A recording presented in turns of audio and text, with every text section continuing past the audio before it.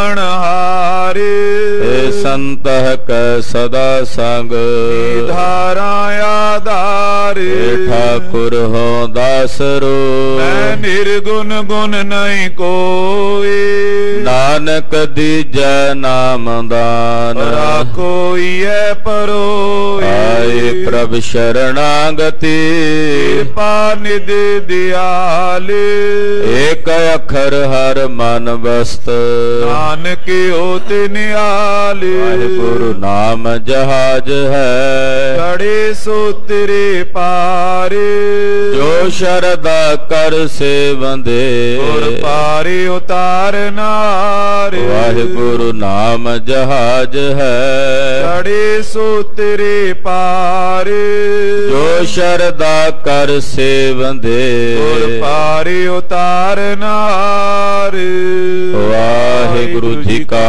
खालसा वाहिगुरु जी की फतेह।